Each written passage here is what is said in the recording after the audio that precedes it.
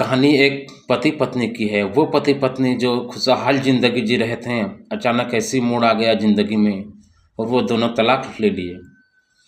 तो मैं एक कहानी कहने जा रहा हूँ, वो कहानी जो हकीकत को दर्शाता है।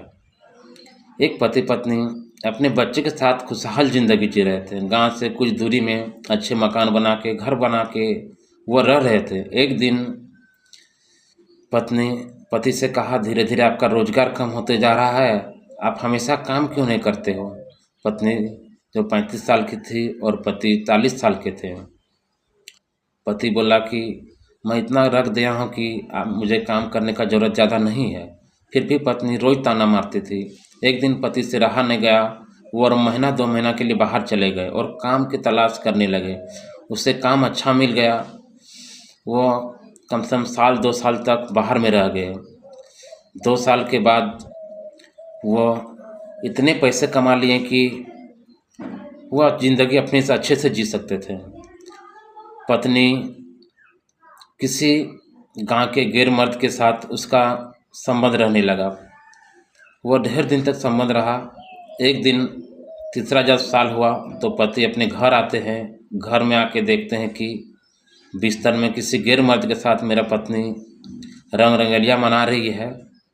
पति से रहा नहीं गया और वो दूसरे कमरे में चले गए। पत्नी दौड़ते हुए गई और बोला, हमें माफ़ कर दीजिए, हमसे बहुत बड़ी भूल हो गई है। पत्नी ने उसे कुछ नहीं कहा। पति ने उसे कुछ नहीं कहा। दूसरा दिन सुबह हुआ, पति पत्नी के कमरे में गई और बोला, हम तलाक का पेपर ला रहे हैं, पेपर में साइन कर दीजिए। पत्नी बहुत गिड़गिड़ाई। पति ने नहीं सुना क्योंकि उसका दिल में इतना दुख, ज़्यादा दर्द पहुंच गया था कि और कहने का लायक नहीं है। फिर तलाक का पेपर लाए। पेपर में पहले पति साइन किए, उसके बाद पत्नी भी साइन की। नहीं करने खोज रही थी, फिर भी की। और उसके बाद दूसरा दिन वो तलाक हो गया उन लोग के बीच। तलाक होने के बाद वो पत्नी जो दूसरे मर्द के साथ था, वो भी मर्द उसको छोड़ दिया। वो धीरे धीरे पूरा खराब होने लगी, मतलब शरीर उनका।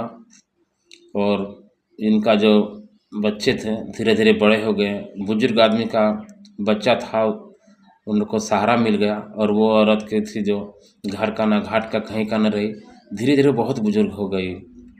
कई सालों के बाद वो एक भिखारी रूप में आ गई। भिखारी रूप में आने के बाद धीरे धीरे वही मोहल्ला में वो पार हो रही थी, वही गांव में।